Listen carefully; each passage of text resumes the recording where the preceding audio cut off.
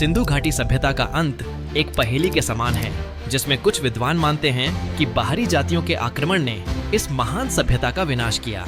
इन विद्वानों का मानना है कि आक्रमणकारी शक्तियों ने सिंधु घाटी के नगरों और लोगों पर हमला किया, जिससे उनकी संस्कृति और रीति रिवाज रीति रिवाज बर्बाद हो गए।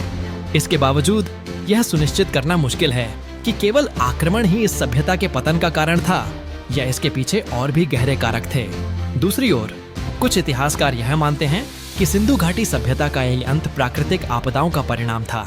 बाढ़, भूकंप और अन्य पर्यावरणीय परिवर्तन संभवतः इस क्षेत्र में तबाही का कारण बने। जब नदी की धाराएं अपने रास्ते बदलती हैं, तो नगरों का अस्तित्व भी खतरे में पड़ जाता है।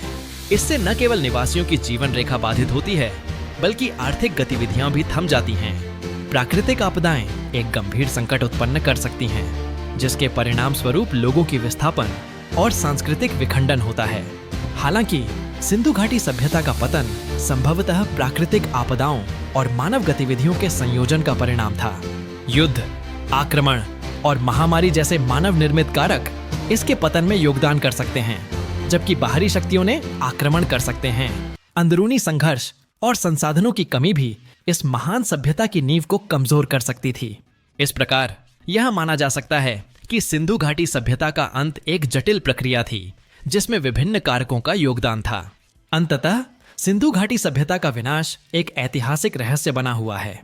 यह आवश्यक है कि हम इस विषय पर गहन अध्ययन और चर्चा करें, ताकि हम समझ सकें कि एक सुशासन और समृद्ध संस्कृति कैसे धरती से गायब हो सकती है। वैसे भी सिंधु घाटी की विरासत हमें आज भी कई सबक सिखाती है, जिसमें विकास और संरक्षण का महत्व शामिल है। इस सभ्यता के अतीत को समझना हमारे लिए वर्तमान और भविष्य में भी महत्वपूर्ण है।